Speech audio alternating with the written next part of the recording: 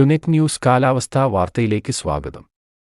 സംസ്ഥാനത്ത് തുലാവർഷം ഡിസംബർ വരെ ലഭിക്കുമെങ്കിലും അതിന്റെ ശക്തമായ മുഹൂർത്തങ്ങൾ കഴിഞ്ഞതായി മെറ്റ്ബീറ്റ് വെതർ സ്ഥാപകൻ വെതർമാൻ കേരള. കാലാവസ്ഥ തണുപ്പു സീസണിലേക്ക് വഴിമാറുകയാണെന്നും അതിന്റെ സൂചന ദൃശ്യമാണെന്നും അദ്ദേഹം തന്റെ നിരീക്ഷണത്തിൽ പറയുന്നു.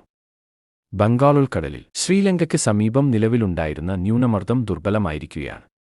ഇത് ചക്രവാതച്ചുഴിയായി നിലനിൽക്കുന്നു.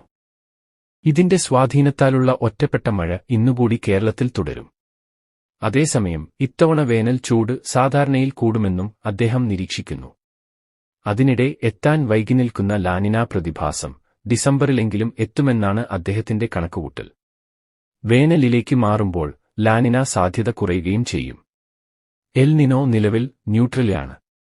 ആയതിനാൽ ഇനി ലഭിക്കുന്ന മഴ ന്യൂനമർദ്ദങ്ങളെ ആശ്രയിച്ചിരിക്കുമെന്നും വെതർമാൻ കേരള പറയുന്നു. കാലാവസ്ഥാ വാർത്തകൾ കൃത്യമായി ലഭിക്കാൻ ചാനൽ സബ്സ്ക്രൈബ് ചെയ്യുക. നന്ദി.